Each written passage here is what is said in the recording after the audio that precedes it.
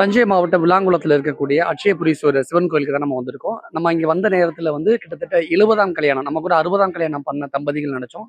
70ஆம் கல்யாணம் பண்ணக்கூடிய தம்பதிகள் நம்ம முன்னாடி இருக்காங்க. அவங்க கிட்ட அவங்களுடைய வாழ்க்கைய பற்றி நம்ம நெறைய விஷயங்கள கேட்டு தெரிஞ்சுக்கலாம். உங்களுடைய திருமண வாழ்க்கைய பத்தி சொல்லுங்க. 60ஆம் கல்யாணம் கொண்டாடுறீங்க. உங்களுடைய திருமண வாழ்க்கைய பத்தி.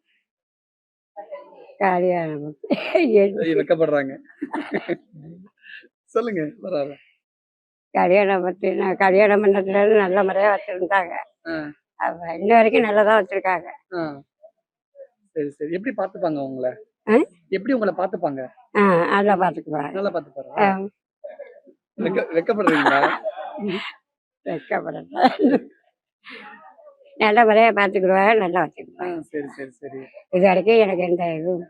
ம். சரி, சரி. எத்தன பசங்க உங்களுக்கு? எத்தன பசங்க?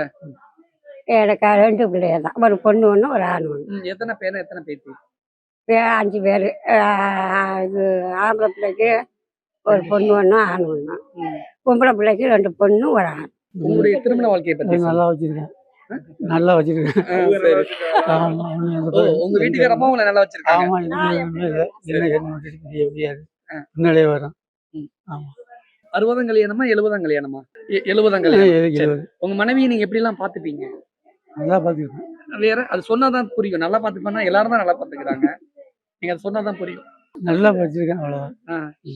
வேற உங்களை அவங்க நல்லா பாத்துப்பாங்க. நீங்க கேக்குறதெல்லாம் செஞ்சு கொடுப்பாங்க. ஆமா. சிரிக்கிறேன். வெக்கப்படுறாங்க பாருங்க. உங்க மனைவி வெக்கப்பட்டு பார்த்து எத்தனை வருஷம் ஆச்சு? இன்னைக்குதான் பாக்குறேன். இந்த வெக்கப்படுறாங்க பாருங்க. இன்னைக்குதான் பாக்குறீங்க. சரி, சரி. உங்க பேர பசங்கள்ட்ட பேசலாம்.